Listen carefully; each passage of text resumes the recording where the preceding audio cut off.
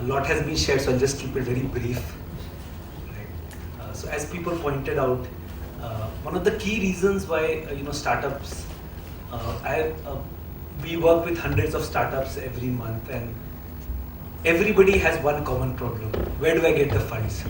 I get requests where people are wanting 50 crores, their idea is still on paper, and they're saying that if I get 50 crores, I can make it to 5,000 crores in 3 years. Wake up, man. But I don't know anybody who's made 50 crores into 5,000 crores other than WhatsApp, I think. But they didn't take 50 crores. So, anyways, when I was in this mode, we realized that everybody is only talking about investors and VCs and all. But when we actually talk to the people who are successful, as Anand pointed out, most of them have actually not raised VC funding. You'll be surprised, most of the VC funded companies actually fail because you get complacent once you have got a lot of funds, like we did when we started Brainvisa. We had tons of money and we just threw it away. In 1 year we had nothing left. Because the moment you have a lot of money, you start feeling that, okay, we've already made it successful. So most of the people are having parties, moment you raise funds, which is actually the time you have to start working. Well, the guys who have raised in these innovative ways, they have still so much of cash crunch that they're still struggling and they're actually trying to make it successful. Like Apple, it's basically run like a garage. And most of the companies which are actually doing well, you'll see all started as garage. Take Quick Heal, Kailash Katkar. When he started, he had a small company where he used to sell Xerox machines and fax and all that stuff. And whatever profit he made there, he took that money out and built an antivirus system. Two brothers sitting in a small place, writing code. All the code was written by them. They did not outsource any of the code of Quick Heal, the initial version. And they were taking all the money from the fax and Xerox company and putting it here and running the show. And today, the rumor is they're going to do an IPO next year. So that is potentially one of the really successful companies. Way back in 50s and 60s, Apollo Tyres started by selling his wife's jewelry. So we have a huge, long trend of starting funds in innovative ways. And we have explored these 20 different people who have raised funds in very, very innovative ways, in different ways.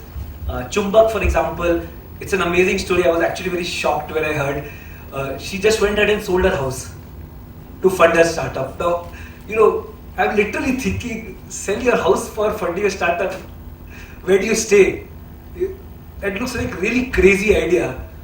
But they had got it right and she had her husband's approval, and then today they're doing very well and it's one of the most successful companies in India.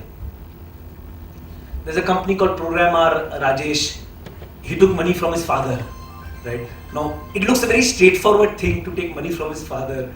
But when you talk to him, it's a very, very complex scenario because every time you're sitting at the dinner table, your father is looking at you and his eyes are only asking one thing: are you wasting my money? Believe me, it's a very scary thought, taking money from your father. So the book tries to actually figure out, is it really a good idea to take money from your father, right? Siddharth here, he borrowed money from Dr. Manmohan Shetty, who you all know, the master of movies, right? Now that's another very scary way of raising funds, because usually when you raise money from a celebrity, he tends to give all his opinions and tries to make sure that the company runs his way. Luckily, Siddharth, I think, didn't get into that complexity. But you look around, all the celebrities, they tend to always want to run your company their way. So they'll come, give their suggestions, and if the suggestions are not taken, they're not happy at all.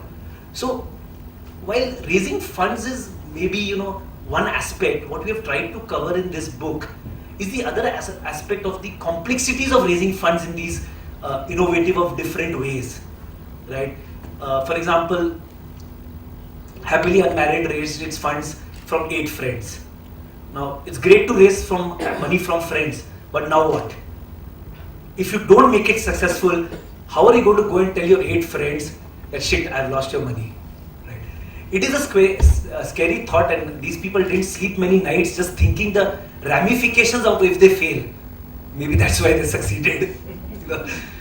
Because when you take a money from VC, you actually owe nobody any explanation per se, other than the weekly report. So a lot of people have raised money from VCs at the end. I said, sorry, I lost it. Bad luck.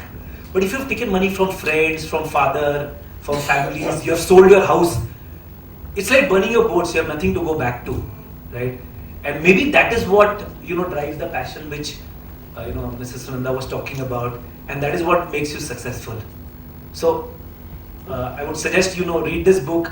Even if you don't like any of the methods, it's a great way to look at what are the possibilities of raising funds, and it's not only about just going to an investor and hoping for the best. Thanks.